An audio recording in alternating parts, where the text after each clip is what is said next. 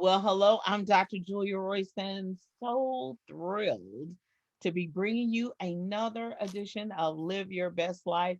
People, places, things, information, resources, and tools to help you live your best life. And in addition, today, we just might prompt you with a little ministry, with a little empowerment, with a little inspiration to help you move forward to what your best life is. Because it necessarily is not my best life, mine, Julianne's, and it might not be the best life of my guest, but it's yours. It's personal. It's intimate. It's what you designed and what you dreamed of. So that's why we're here.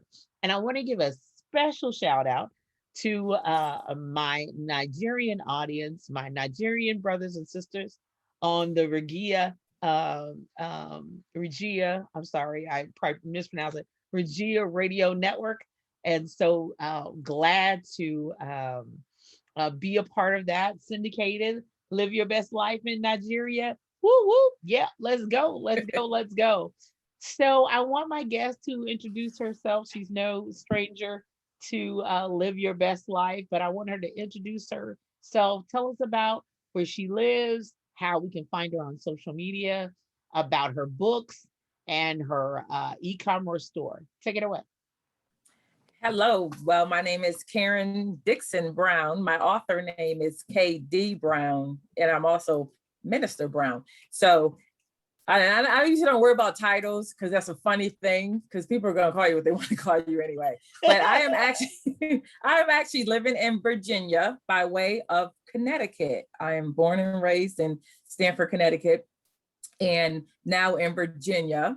I have published by the wonderful Miss Royston right here herself, and dabbling in a lot of different things right at this moment.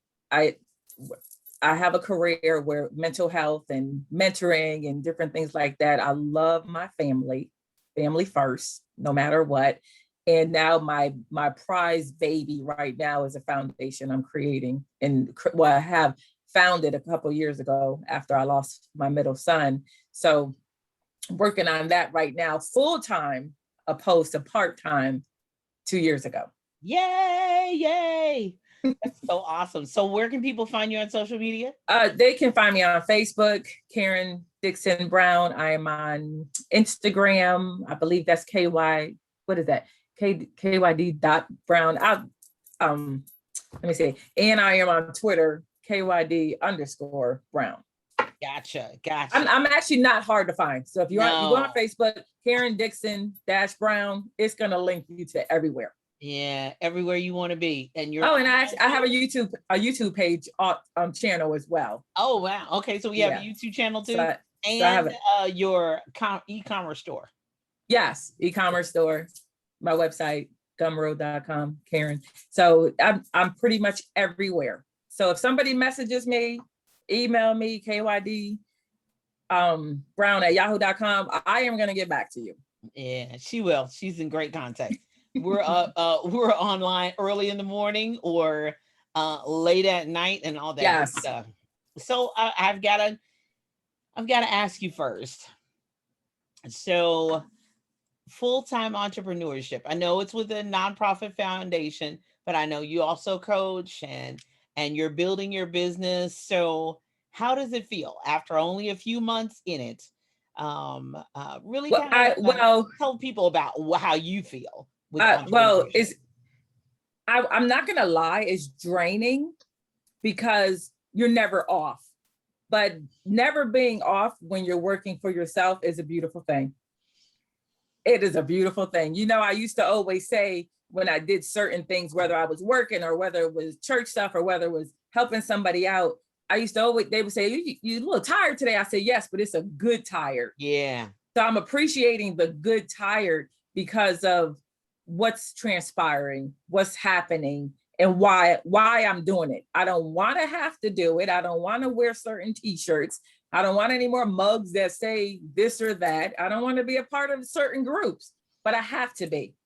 So why not be a part of it and make a difference, if not for myself, for somebody else? Well, that has to be your motivating force. And I'll be honest with you, working with those, not just authors, but business owners and potential authors to business, whatever that looks like. I always tell them when they get tired, they've got to return to their why. You got Yes. to go back to why Yes. you did it at first. Why did you even Yes. decide and determine why you're going to even enter that? And I mean, so we know if you purchase any of KD Brown's books, you'll be able to know her why. You'll be able to know her story. No spoiler alert. Get her books and it will tell it all. But then when you get down, or when you get tired, or when it's raining, or when your knee hurts, or when your back doesn't want to go, and then, all kinds of pains and ailments that happen, you've got to return to your why. Yes. Yes. And it's not always easy.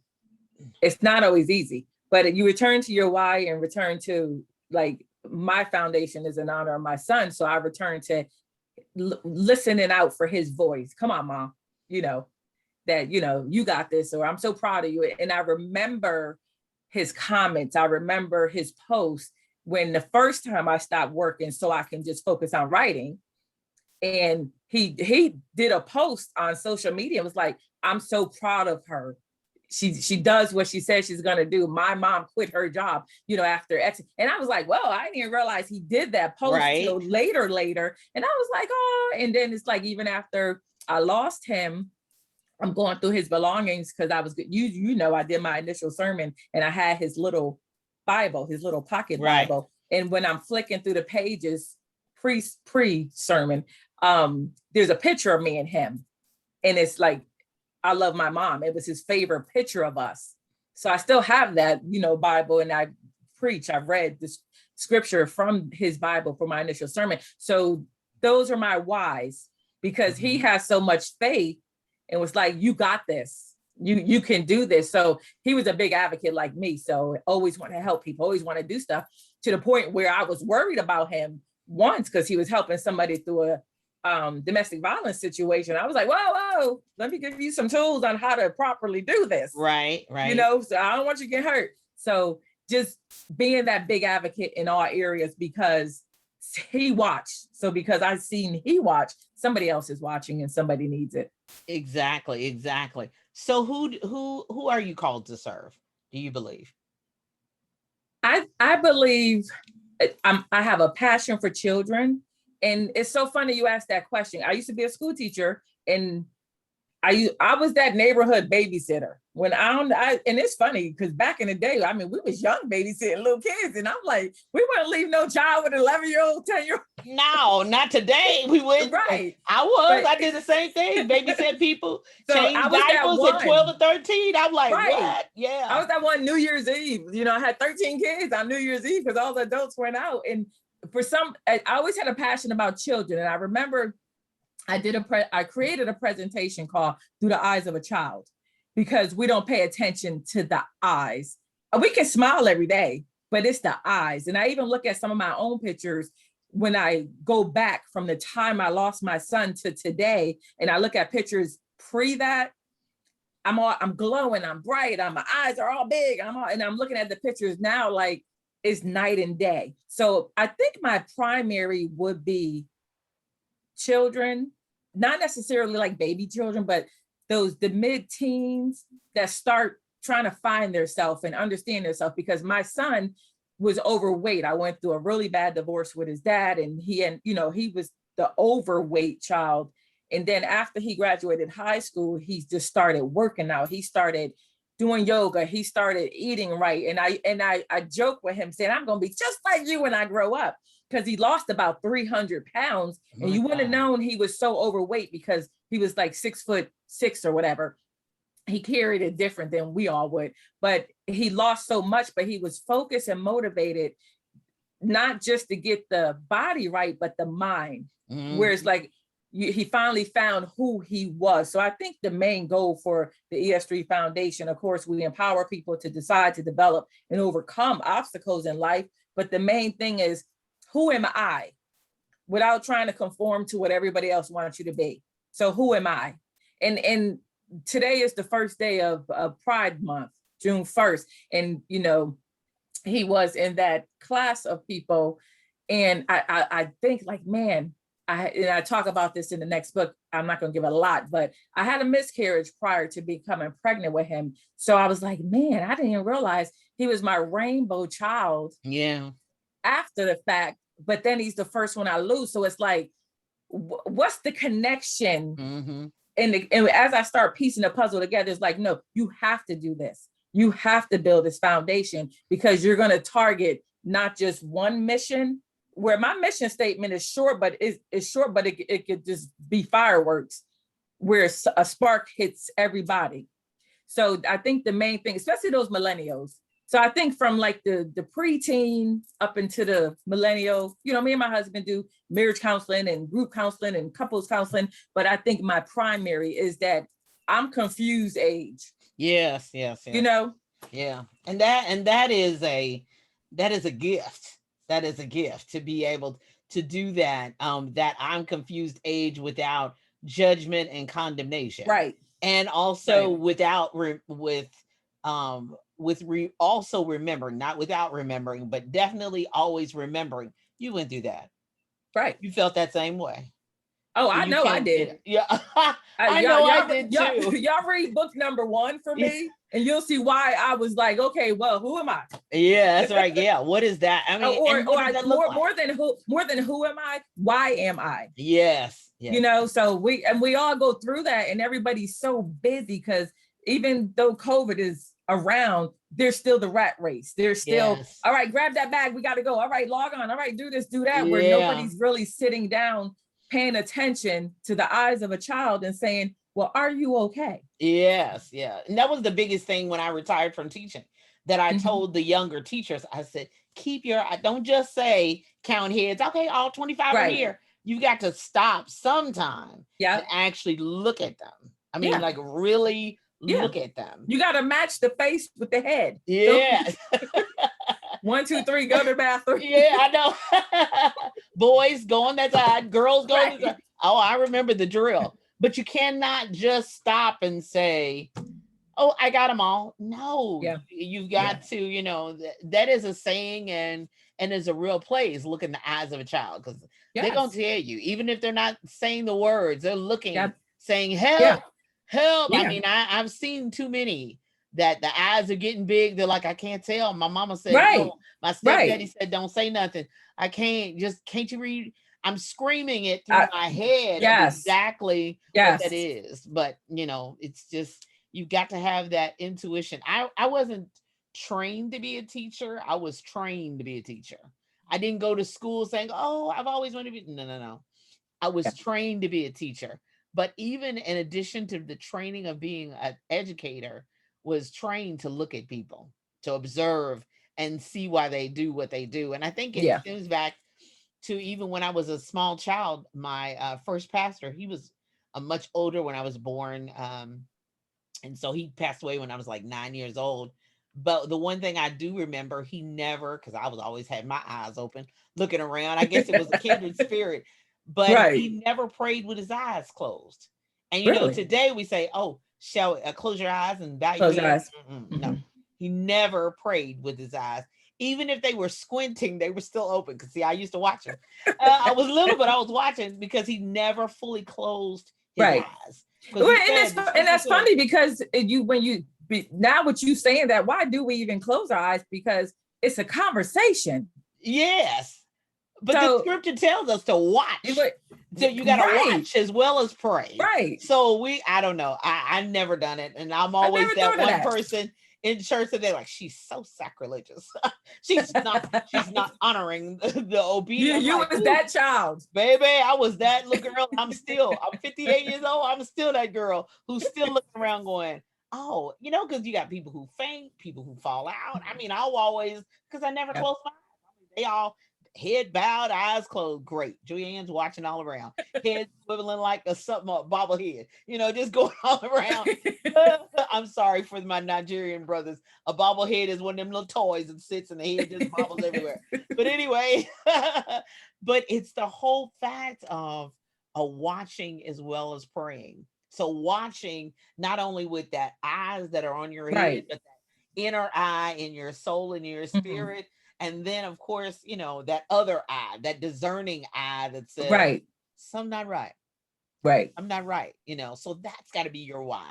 That's got to be your push. Because as much as you want to coach and much as you have a mentor, boo, I can't be in your house and pushing you up out of the bed every Right. day. I mean, Right. I love you like that, but I can't. I can't be literally around the world at one time and in your house. Somebody, don't you go there? No, I can't do it. I No. can't stand over your head. I just can't do it. So we're gonna take a break right there. We'll be right back with more. All righty, we're back with Miss Karen Dickson Brown, Miss KD Brown, KYD Brown. Find her on social media and find her, search for her on Google everywhere you want to be. So I think I need to still, because we connect our books to our business, there's definitely a part of it. So those of you who are just listening to us for the first time, Karen, tell us a little bit about book 1 and 2 and where you can find it, but tell us really a little bit about how you really connect your book to your business, your ministry, to your foundation, all that kind of wraps up into one. Um, well, book number one, which I actually started writing 100 years ago, Mm-mm. but it was finally published and we released it. When did we release that? 2019. Mm-hmm. Yes, we released it 2019. Which was interesting because once we got the ball rolling, that book was like, woo. Yeah. So That's which my was job to awesome. pull them out of you. Yes. Just in So case that y'all was didn't know, that's my job. When they get me, yeah, I'm pulling them, right. yanking and screaming and all that, but I'm pulling it out of you. But Just believe and it. that was book number one was awesome because and it's amazing how that will always be the baby, that will always be Yeah. the root, that will always be the foundation. And I like how it came about because I typed years ago, probably a little over 20 years ago, I started typing with an attitude what I thought book number one was going to be. But then when I pulled transcripts out, I was like, okay, I finally met this publisher. She's awesome. We're going to do it. I pulled the transcripts out. I probably took 10 pages out of 300 pages that was typed up. And the whole new book, which was supposed to be the book, was transformed. I sent you what I had and said, oh, Julia, here's the first half of the book. I'm so excited. Let me know what you think. And you email back, capital WOW. And you was like, this is your first book. Don't send me nothing else. And I was like, okay, I was all excited. And I think I was more excited that you liked it opposed to it being published. Yeah. Well, the other thing too is that most people are, especially with your memoir autobiographical stories, just as kind of a sidebar, because if somebody's ever told you that your life should be a book, it's very sensitive. It's Yes, very emotional. It's very, I mean, it's just all kinds of it range of is. emotions. It And is. I'm good at what I do. I'm not necessarily saying I'm the best there ever is, but that's one of my giftings, is to be able to look at something and tell you whether it's finished or not, or if Right. you need some more to it or not, but also to be sensitive to the author, because I'm a writer first, even before I'm a publisher. I'm a writer first, and I'm sensitive about my work, and I know other people are sensitive about theirs. And when they're telling their life story, it's you have to be very sensitive about Right. that. Well, and it was hard because after I realized it, I didn't need to go in the direction of my original drafts. And I remembered a packet my grandmother gave me. And I said, well, I can't start sharing my life without sharing my mother's tragedy, without sharing why I was the child I was, why things transpired. I couldn't just say, boom, here's the 6-year-old child. I had to start from the beginning, Right. to my parents and all that stuff. So it was really hard to do. I would be up hours and hours overnight. And I remember once my husband walked past me, I was at the desk upstairs and he walked past me and he said, can you please stop typing for like an hour? Because I can't keep watching you cry. I cried through the whole book, Yeah. typing the book. Because you're reliving it and people don't realize it. And now it's funny that I have people reading it all around the country, and I'm getting messages from people who I, don't even believe they're going to read my book. And it's one lady reiterated what some other people, they was like, this needs to be a movie. Yeah. And I'm like, hey, y'all do what y'all need to do, as long as Sanaa Lathan played me as me. Because people say she looks like me. Oh, okay. But I think that right there helps.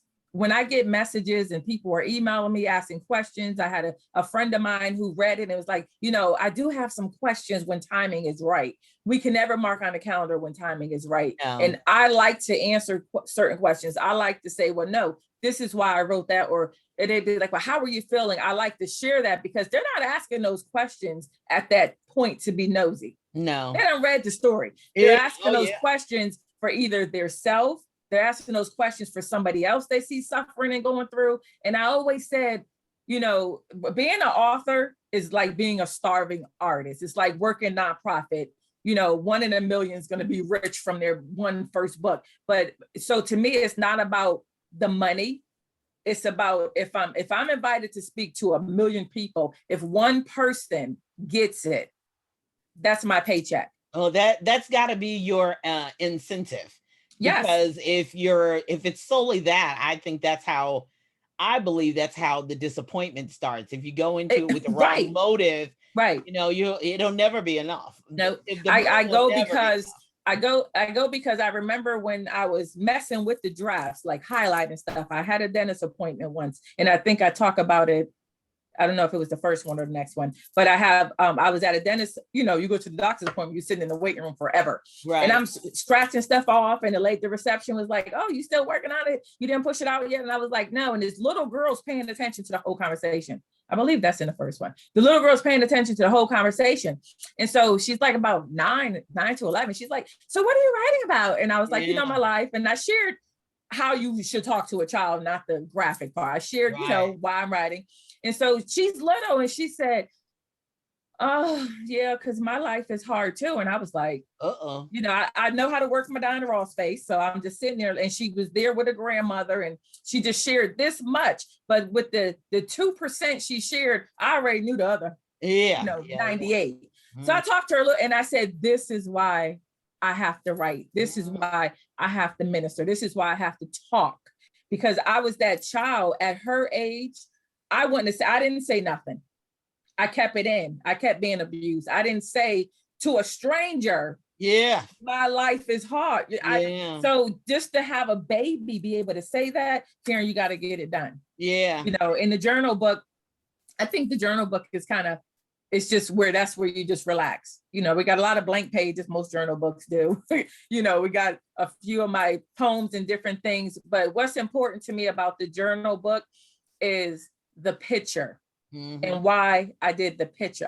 We didn't tag that on there anywhere in the book. Why I picked that picture. Well, we can always we can fix that. But it's that the picture on the journal book. And I think I would have did the journal book a little different, or added some things or tweaked some things or whatever. But in my mind, after losing my child, I was like, okay, let me just get it out. I just worried about the cover, which was the first day I was able to go outside alone.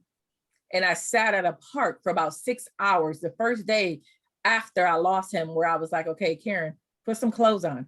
Karen, go outside, by yourself, which is traumatic to get in a car by myself and drive anywhere by myself. And I sat at the park until the sun just was like, okay, Karen, we leaving, and the sun starts to set. And I was like, for some reason, I looked up, because the whole time I'm looking down, I'm sitting at this bench. And I finally look up and I see the most beautiful sunset, and there's water. And I was like, get your phone. I took a picture, and that is the cover. And so I think when people realize that, it's like, man, what's the cover of my trauma? What's the cover when I was feeling like this? What's the and we take pictures of everything. Yeah. And now I'm in a point in my life where I'm taking pictures I'm capturing moments that helped me. Not, we all do the cute selfie, but I'm capturing moments that helped me. Yeah. And we love that. And so being able to tie those books that are so personal, they're so intimate, a part of your life, into every facet. It's like having a ribbon that's tying it all together. So I advise, just as a writing coach, um to really think about the book that you've always wanted to write, and be ready.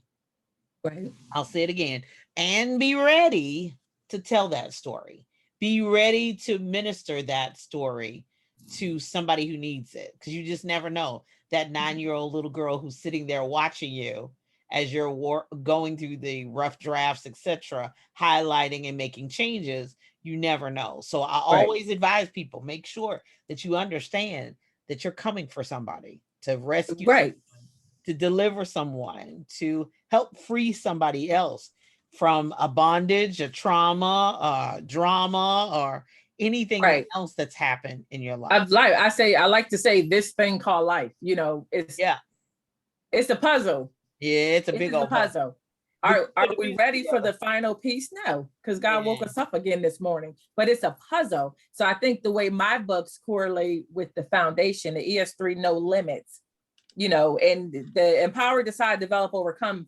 Those, if you look at the first letters of those, it's Edo. My son had a lot of nicknames, but we pulled Edo out because I want my books to empower people. I want them to decide, I can do better, or I don't have to accept this. I want them to develop into who they're supposed to be.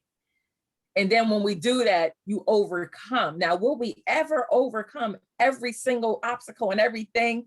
Maybe. Will we understand it and see it? Maybe not.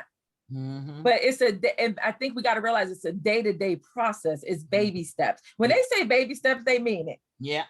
It's baby steps. It's riding that bike for the first time. It's falling and saying, I can get back up. We get slapped down every day, but can we get back up? And it's being happy with the small achievements. Whew, I overcame the fear of getting up and getting dressed and going on. I overcame the fear and I said, let me drive. I overcame the fear of driving down a certain road. I overcame the fear of a man walking so close to me, without, it's those little things and saying, man, I am powerful. I can do this. It hurts, but I'm doing baby steps. Yeah. And the memories, and they do happen. And Yeah. striving to tell people, oh, just ignore that, is not necessarily healthy. No, But it is also the celebrating those small, the small those victories. small victories are just Yeah. unbelievable. I always have to remember that, because I'm always looking at the big picture and like, it was a failure, and then I have to calm Right. myself down and say, no, it's not a failure. No, we Yep. take one step at a time. We take day by day. Hey, Sometimes it gets I'm patting hard. myself on the back if I have one good hour. Yeah. Because I was talking to somebody, they broke down crying. I had a meeting with somebody I was not mentoring, but she called and said, can we do dinner? Because I'm going through this or that. I'm like, sure. And they look at us like authors, they look at ministers, they look at teachers, they look at nurses like we don't ever have no problems and we never break down. Oh, I said, girl, I'm like, I break down probably every 3 hours. I just fix myself. yeah, that's right. And it's where we have to start being real with people. Yeah. We have to start saying no. And crying is healing. Crying, sometimes crying make your face look a little better. You got a little glow going on. Yeah. So we got to You start flush. appreciating.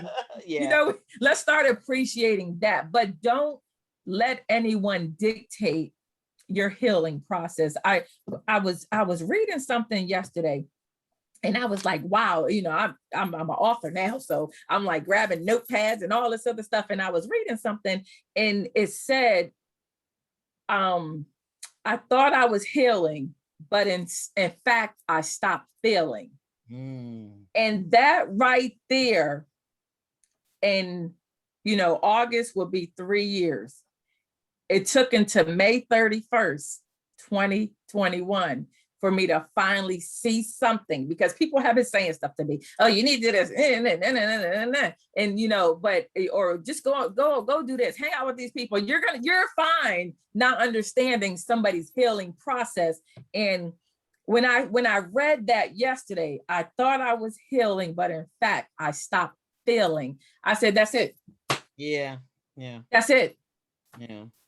But So you it's can't like, tell somebody else how they're gonna heal. I mean, you Oh, can't let me tell tell them you, how the long next book, I got a lot, I always like to get resources and stuff, but I do have some do's and don'ts. I was gonna say you checked them pretty good over there. All right, can't wait to see book 3. Whew, she's I know.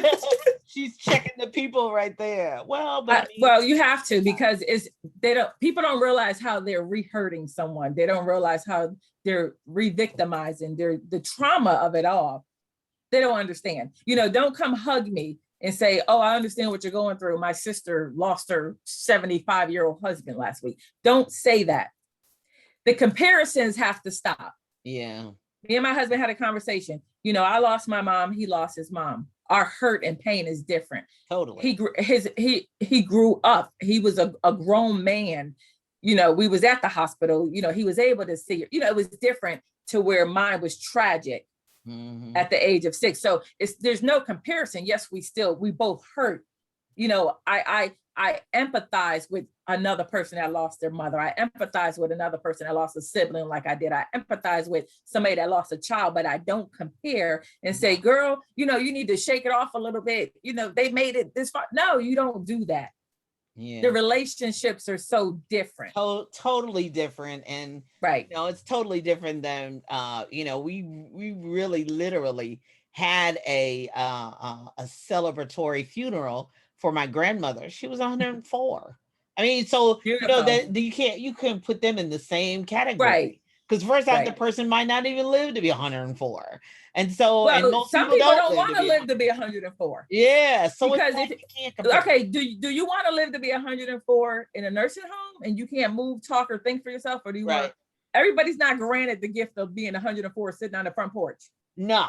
Or she had cataracts, but when I started singing, she knew exactly who I was. Right. And so, she was still at herself and was only in a nursing home like a month. I don't know people who did 30 days. She's like, I'm out. Peace. Like I'm out. No, I'm not doing it. And so but some people love the nursing home. My grandmother loved the nursing home. They treated her like a queen. Yeah. So you cannot compare. Yeah. You cannot compare. It's definitely not. We'll be right back with more. And we're back. Miss Karen Dickson Brown will always bring the heat and always bring some great empowerment and inspiration and information to us all so that we can all kind of think, how do I want live my life? How do I want people to behave? How do I have to have boundaries? I have to have limits. I have to have borders. Hold on, stop right there. You can't cross that border into my especially my spiritual and emotional space. I really do that. So first off, let me just say I'm very proud of you for that and for teaching us how we really need to really think, because we only have this life. We have the afterlife and eternal life, and we're grateful for that. But living right here, living our best life, we've got to make sure that we do that with as much peace as we can garner. I got to fight for my peace. I really, really do. It's the vibes. Yeah, it's most definitely that. And sometimes it's just not a vibe. It's what they said and what they did. That's right. So what I want to ask you about next, and be sure and find her books, find her on social media, follow her. You will not have any hard time. You will not have a hard time, I'm sorry, finding about her books, because this is one that I point in the direction. If you have written a book and you don't know anything about promotion, follow Ms. Karen Dickson Brown. She will teach you about book promotion, how to promote your book, your organization, your foundation, your life, and living that life and the high quality of life every single day. She doesn't miss a day. Every single day. You don't know what to do on social media? Follow Karen Dickson Brown. It would be like having your own tutor and mentor on social media posting. And I honestly do. As a matter of fact, there's one author, and she knows her clearly, who said, I give up on it. I'm not writing anything else. I'm not doing it. I said, listen, this is here who you're going to be following. So I want you to find this person on social media. And now she's talking about, I'm back writing. Oh no, wonder why. Yeah, you figured out how it was done, right? And so you get sales and you're back on that horse. That's what I thought. But anyway, so I want you to talk about the foundation, what activities are coming up, and how we really can support you. I've supported. I enjoy it. I love to see the crazy socks. And Yes. sweet potato pies are delish. So anyway, so as they say, I'm not only endorsing, I'm a client. Amen. But well, like with all foundations, they say, oh, you got to have fundraisers, you got to do this, or you got to do that. But I think the key to a good fundraiser while making awareness, because it's not always about money, Right, it's the awareness part of it. right, And so I try to have fun with the fundraisers. One, so I'm not crying like the whole month of June. My son right. Eddie, his birthday month is June. So it's like, okay, what can we do during June? He loves silly socks. Like the Marvel socks, the goofy socks, the cartoon socks, and the stripes or whatever. So we do an annual sock drive, which runs from June 1st to June 30th, his whole birthday month. We do an annual sock drive. And I always try to find an organization to donate the socks to. We're not just doing it just to have a room full of socks for me to look at and Right. smile. No. No. So what we done last year and doing this year, they're going to Slim's back to school event, which I believe is held in August, I think. So we're collecting all the socks. And last year I was booked, so I wasn't able to go to the event. I was at the event the year prior. Then when I tell you there are so many people that come to this, there's a young lady named Chastity, beautiful. She created Slim's movement, and she got her clothes, but her passion is giving back to the community. She does this free back to school event where there's tables and the kids are going around and they're stuffing the bags and they're doing this. And she called me after and she just laughed with how they just love these socks. Mm-hmm. And it's funny because they pick more of the silly ones. Nobody want black socks or white socks anymore. No, they don't want that. No, So that's no fun. no, it's no fun. So we do the annual sock drive, and I it's exciting just to see them come in. And it's funny, like the first night I posted pre June 1st, I see a cash app in the middle of the night, boom, for socks. So it's like, if you can't physically buy the socks and get them to me so I can turn them over, you can cash app Karen Eddie, you can email me for an invoice and I can send it. So there's always a way you can give back. When I had fun shopping for 1,000,000 socks last year. So it's like, as soon as the money came in, I'm at the store and I'm buying cute ones and and in all sizes. We need baby socks up into the biggest feet. Yeah. So we do that. This year we're doing from June 1st through June 18th, which is Eddie's birthday. It's a gift box raffle. So, and it's a beautiful box. I'm a poster, so I'm posting pictures of it. And so what I was thinking is this beautiful keepsake box. And I said, okay, let's do a $10 raffle. But within the box, the value I put is the value of $75, but it's probably more because you're gonna get my books. So within it, my sister, she does homemade blankets. So you're gonna get a blanket. You're gonna get 3 books, One Breath at a Time, Breathing Journal, and then our wonderful book, Surviving and Thriving. Right. So you're gonna get those books. You're gonna get, socks, candle, cookies, mugs. Like, so what I was thinking as I'm putting $75. Yeah. Yeah, as I'm piecing it together, I'm like, wait a minute. So Eddie, we're celebrating him this year, June 18th, 2021. He turns 30. You need to make sure you got 30 items in this box. Oh my.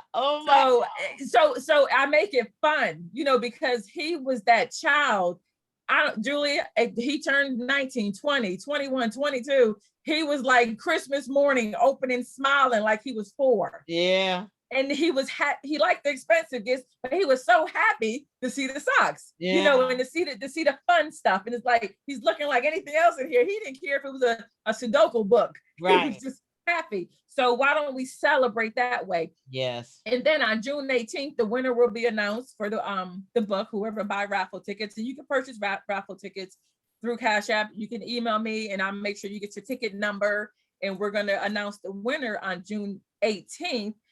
As we're celebrating him, we're saying, okay, you don't want to worry about socks, or you don't need a raffle. You want to do the raffle. Do you want to donate $3 or $30? 13, something with the three in it, Right. as we celebrate Eddie. And all the proceeds for the ES3 Foundation, they go to help us as we're traveling to mentor people. We're doing support groups. Somebody's in need of something. We're hoping to expand to the point where we have so much funds where we can give scholarships. Right. Just the different things. Somebody don't have money and they want to go to hair school, or they want to do this. We want to help. Somebody Right. don't have lunch money. And I understand the background of that. If you're homeless, they got certain funds for that. But I'm not homeless, but my mother make $1 too much, but she Right. had to pay for this. Here's lunch money for 6 months. So that's our core mission, is just to help. Somebody need a bus ticket, just Yeah. those little things. Somebody's leaving an abusive situation, but she don't have a Greyhound ticket to get out of town. Right. So we're gonna help with all this stuff. So why not have fun doing it? You Yeah. talked about the pies. I make his grandmother's recipe, homemade sweet potato pies. I tweak it a little bit. Last year we sold 200 pies. Oh, wow. I'm like this. I got to work out with my arms, but we sold over 200 pies. And the farm that I get potatoes from contacted me this early spring. It was like, oh, our first turnover was good, and my sister runs and get me 6 big boxes. I'm like, I'm making pies, and I'm getting ready to make some sweet potato biscuits. I don't like shipping pies in the summer, so we're Oh, not doing okay. that. But it's fun. We lost him on August 14th. So Eddie loved nature. He was my earth child, fire, water, everything, air, everything. So we do an annual walk with Eddie. Well, it's hike with Eddie, but I'm not a hiker, so I walk. But Me but neither. what we do is it's always on August 14th. People say, "What are you doing?" That's a Wednesday. I'm like, I lost him on the 14th. Yeah. I can't adjust to your work schedule or whatever. Right. You So just it's whoever can make it can make it. And we have fun with it because he loved tie-dye. He was the one, you didn't know how he was going to come upstairs dressed. He was the fun person, but he loved tie-dye. So when we're walking, we're wearing tie-dye bandanas, or you can have a bracelet or socks or whatever. And what I love is that we invite the world to come. I have people from other countries send me pictures. They're hiking, they're biking, they're swimming, and right. we do the hand gesture, like that hello gesture in Hawaii with the your pinky and your thumb up, Right. the fingers down. So we do that gesture because he always, I don't care what picture you look at him, he's doing that. He's Yeah. doing something with his fingers, like, hey, I'm here, something to stand out. So we do that. And I got a picture once, this couple traveled, I don't know if it was Dominican Republic or Hawaii, and they was in a canoe.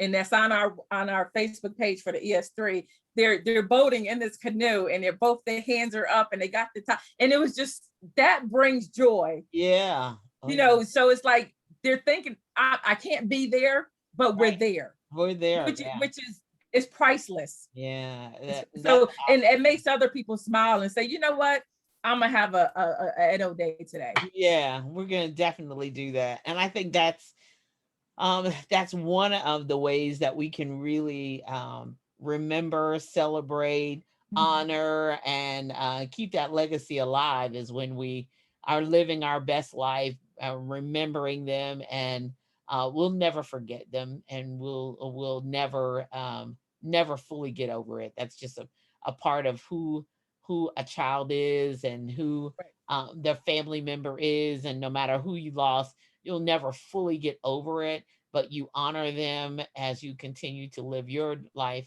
one day at a time. Some days you may be on the covers, someday you may be laying on the couch, someday you may be climbing a mountain. But whatever that is for you, continue to move forward. Thank you, Miss Karen Dickson Brown, Thank you. for being with me today. It has been awesome as usual. And I appreciate all that you're wanting to say. Be sure and reach out to Miss Karen Dickson Brown. Follow her on social media. Reach out to her. Buy her pies. Send $3 or $30 or 300 or $3,000 for the socks, so that we can help someone else, benefit someone else. And I do know in homeless shelters, that's the number one request, is for socks. So if you feel better with those crazy socks, they're cute as you all want to be.